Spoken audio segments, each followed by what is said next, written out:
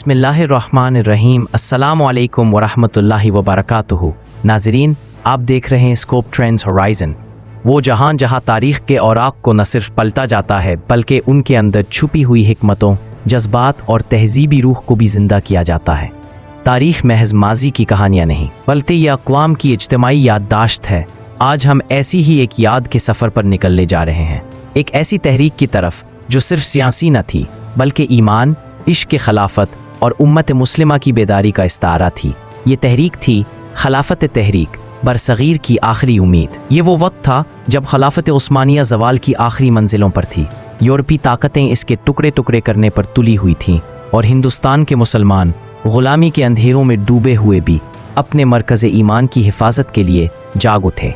ये दास्तान है उम्मत की गैरत, अवामी बेदारी और तारीख़ के मोड़ की। 19वीं सदी के अवाखिर में खिलाफत उस्मानिया सदियों की शान और शौकत के बाद बतदरीज कमज़ोर हो रही थी। ये खिलाफत सिर्फ तुर्की की हुकूमत नहीं थी बल्कि पूरी उम्मत मुस्लिमा के दीनी व सियासी इत्तेहाद की अलामत थी। इसी खिलाफत ने सदियों तक मक्के व मदीना की हिफाजत की। इसी खिलाफत ने बैतुल मुक़द्दस पर इस्लामी परचम बुलंद रखा। इसी खिलाफत के ज़ेर साया मुसलमानों को दुनिया भर में एक सियासी और रूहानी मरकज़ मुयस्सर था। बरसगीर के करोड़ों मुसलमान जिन पर बरतानवी साम्राज्य का राज था, खिलाफत उस्मानिया को अपना क़ल्ब उम्मत समझते थे। उनके लिए खलीफा महज एक सियासी हुक्मरान नहीं बल्कि अमीरुल मोमिनीन था, एक ऐसी हस्ती जिससे रूहानी ताल्लुक़ दिलों में पैवस्त था। अखबारात में खिलाफत के फ़ैसलों की खबरें आती तो हिंदुस्तान के छोटे छोटे कस्बों में लोग इन्हें ऐसे पढ़ते जैसे कोई फरमान खिलाफत हो। मदारिस में खिलाफत के हक़ में दुआएं होती, खुतबों में खिलाफत का जिक्र और आम मुसलमान के जहन में खिलाफत का तसव्वुर दीन और सियासत के इत्तेहाद का मरकज़ था। 1914 में जब दुनिया पहली मर्तबा एक आलमी जंग में दाखिल हुई तो सल्तनत उस्मानिया एक नाजुक मोड़ पर थी। तुर्कों ने जर्मनी का साथ देने का फैसला किया जबकि बरतानिया, फ्रांस और रूस मुखालिफ कैंप में थे। बरतानवी मंसूबा साज इस जंग को खिलाफत के खात्मे के फैसला कुन हथियार के तौर पर देख रहे थे।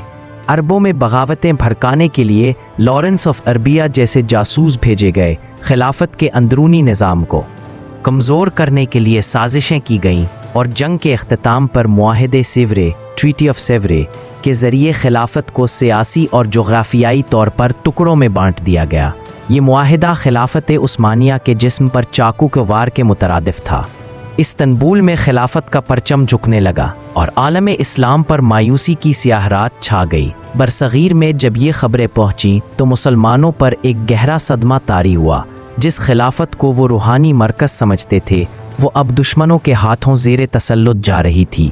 ये महज सियासी सानहा नहीं था, ये उम्मत के कल्ब पर कारी ज़रब थी।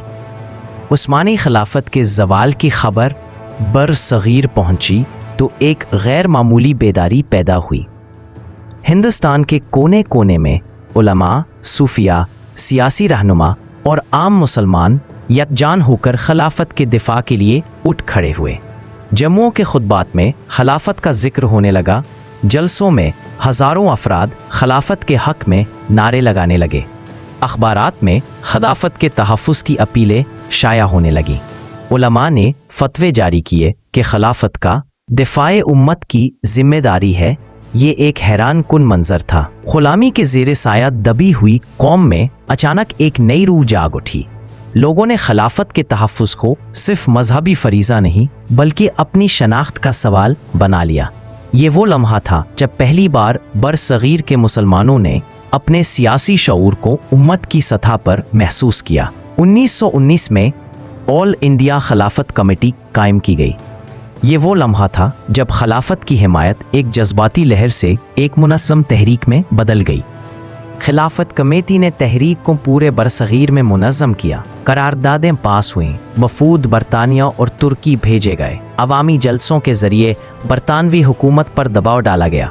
खिलाफत के हक़ में दस्तखती मुहिम चलाई गई। फ़ंड्स जमा किए गए। मौलाना मोहम्मद अली जौहर, मौलाना शौकत अली, मौलाना अबुल कलाम आज़ाद और दीगर रहनुमा इस तहरीक के फ़िक्री व तंजीमी सतून बने। यह तहरीक न सिर्फ मुसलमानों को एक प्लेटफॉर्म पर मुत्तहिद कर रही थी बल्कि बरतानवी राज को एक नए और गैर मुतवक्के चैलेंज का सामना भी हो रहा था। नाजरीन, ये थी खिलाफत तहरीक की कहानी का पहला बाब, ایک ایمان افروز، جذبات انگیز اور تاریخی موڑ۔ یہ وہ لمحہ تھا جب غلام ہندوستان کے مسلمان خلافت عثمانیہ کے دفاع میں ایک ہو گئے، جب ان کے سینوں میں اسلامی وحدت کا شعلہ بھڑک اٹھا۔ یہ تحریک محض خلافت کے دفاع کی نہیں تھی، بلکہ یہ سیاسی خودی، اجتماعی بیداری اور تحریک آزادی کے سفر کا نقطہ آغاز تھی۔ اگلے ایپیسوڈ میں ہم دیکھیں گے کہ خلافت تحریک کیسے عدم تعاون تحریک کے ساتھ جڑ کر برصغیر کی سیاست کا منظرنامہ بدل دیتی ہے۔ یہ ہے اسکوپ ٹرینڈز ہورائزن، جہاں تاریخ صرف بتائی نہیں جاتی، محسوس کرائی جاتی ہے۔ اگلا ایپیسوڈ مت بھولیے گا، کیونکہ یہ داستان ابھی اپنے عروج پر پہنچنی باقی ہے۔